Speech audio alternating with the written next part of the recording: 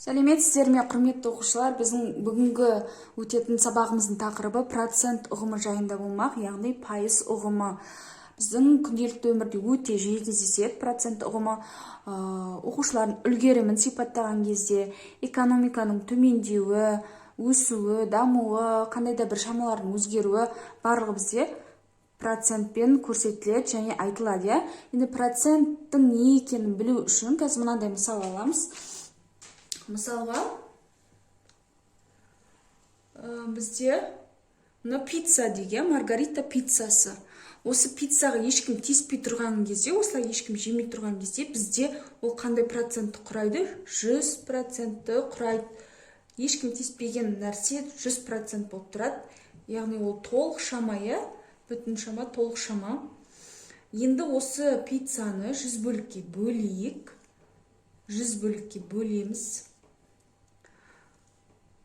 Енді мен мына жерде 100 бөлікке бөлген жоқпын, бірақ 100 бөлікке бөлді деп есептеңіздер. Осы 100 бөліктің бір бөлігін аламыз, бір пиццаны жедік, 100-ге бөлдік, бір пиццаны жедік. Осы 100 бөліктің бір бөлігі бізде 1% береді. Яғни бұдан шығатын анықтама қандай да бір заттың 100-ден белгілі бір бөлігі 1% құрайды деген сөз. Мысалға, мына бізде 10, 50 килограмдық 10.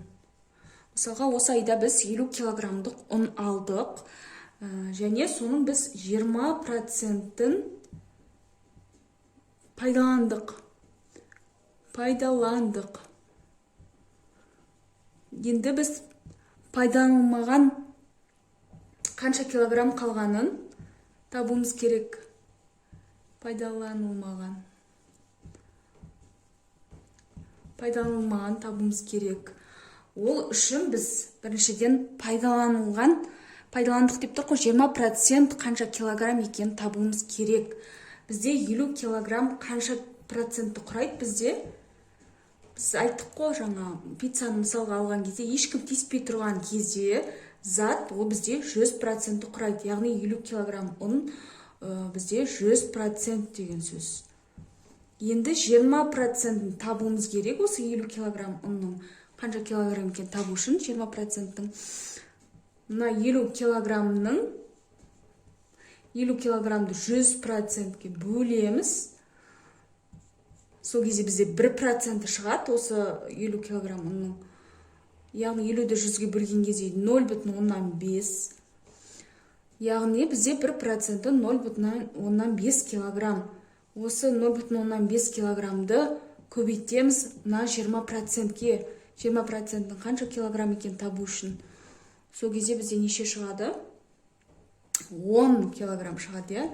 Значит, бізде 20% деген 50 килограмм ұнның 10 килограммы. Яғни 10 килограммы бізде пайдаланылған. Бізге пайдаланылмаған табу керек. Пайдаланылмаған қанша килограмм қалды? Сонда 50 килограмм ұнның 10 килограмм пайдалансақ, яғни 50 килограммнан азайтамыз 10 килограммды. 40 килограмм қалады. Значит, бізде әлі де пайдаланылмаған 40 килограмм ұн қалды деген сөз. Құрметті оқушылар, енді түсінікті болды деген ойдамын. Енді процент ұғымы. Сонымен қатар оқушылар берілген процентті біз бөлшек, жай бөлшек түрінде де, ондық бөлшек түрінде де жаза аламыз. Мысалға, 40% алайық. 40%-ті жай бөлшекпен жазу үшін осы проценттің алдында берілген санды 100-ге бөлеміз. Яғни процент белгісінің алдындағы сан бізде 40 қой. 40-ті 100-ге бөлеміз. Сол кезде бізде 100-ден 40 дейміз ғой, енді жай бөлшекке айналдырған кезде. Ал ондық бөлшекке айналдырғанда 40-ті 100-ге бөлеміз. Сол кезде 0,4 шығады. Ал егер берілген бөлшекті процентке айналдыру үшін, наоборот, 100-ге көбейтеміз. Құрметті оқушылар, бүгінгі сабақ түсінікті болды деген ойдамын. Яғни бүгінгі сабағымыз біздің процент ұғымы жайында болды. Келесі сабақта біз процентке қатысты есептерді талқылайтын боламыз. Рахмет, сау болыңыздар.